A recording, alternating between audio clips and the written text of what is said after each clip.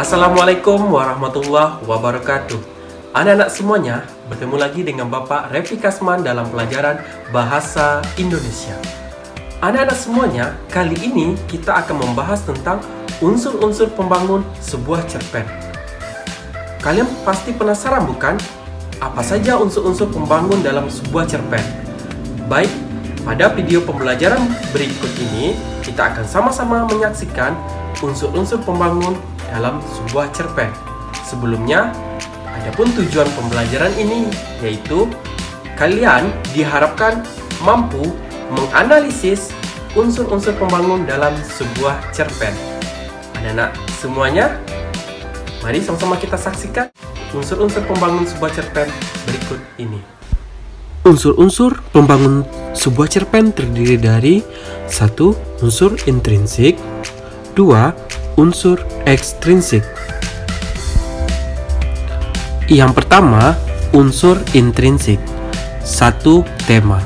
Tema adalah gagasan yang menjalin struktur isi cerita. Tema suatu cerita menyangkut segala persoalan, baik itu berupa masalah kemanusiaan, kekuasaan, kasih sayang, kecemburuan, dan sebagainya. Yang kedua, amanat. Amanat merupakan ajaran atau pesan yang hendak disampaikan pengarang. Amanat dalam cerpen umumnya bersifat tersirat, disembunyikan pengarang di balik peristiwa-peristiwa yang membentuk isi cerita. Yang ketiga, penokohan. Penokohan merupakan gambaran watak atau karakter yang diberikan oleh pengarang terhadap tokoh-tokoh dalam cerita.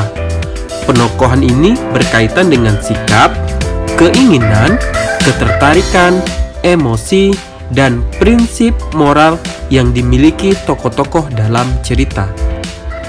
4. Alur. Alur merupakan pola pengembangan cerita yang terbentuk oleh hubungan sebab akibat ataupun bersifat kronologis. Pola pengembangan cerita suatu cerpen beragam. Pola-pola pengembangan cerita harus menarik, mudah dipahami, dan logis.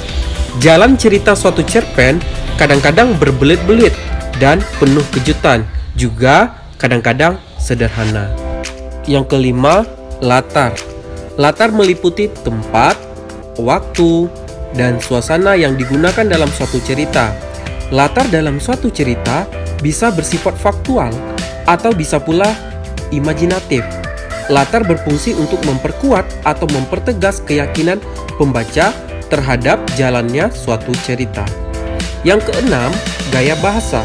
Kemampuan seorang penulis mempergunakan bahasa secara cermat dapat menggambarkan suasana yang berterus terang atau satiris, simpatik atau menjengkelkan, objektif atau emosional.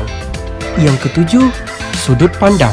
Sudut pandang adalah sebuah teknik bercerita yang akan membuat rasa yang berbeda pada alur dan cara penyampaian cerita. Sudut pandang terbagi menjadi dua jenis, yaitu sudut pandang orang pertama dan sudut pandang orang ketiga. Sudut pandang orang pertama ditandai dengan menggunakan kata ganti orang pertama seperti aku dan saya. Sementara sudut pandang orang ketiga ditandai dengan menggunakan kata ganti orang ketiga seperti mereka, dia, dan nama orang. Unsur yang kedua yaitu unsur ekstrinsik. Unsur ekstrinsik terdiri dari latar belakang pengarang, latar belakang masyarakat, dan nilai-nilai yang terkandung dalam cerpen.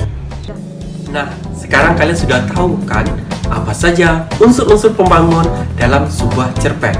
Bapak berharap dengan video pembelajaran ini kalian akan semakin mudah memahami apa saja unsur-unsur yang ada dalam sebuah cerpen. Dan nantinya kalian akan mudah dalam menganalisis unsur-unsur pembangun dalam sebuah cerpen. Baiklah anak-anak semuanya, sekali lagi Bapak berpesan, tetap jaga protokol kesehatan, memakai masker, menjaga jarak, dan mencuci tangan. Tetaplah menjadi manusia yang sehat, hebat, dan kuat. Jangan lupa, tetap pantau channel Bapak dan saksikan video-video pembelajaran berikutnya. Bapak sudahi dengan wassalamualaikum warahmatullahi wabarakatuh.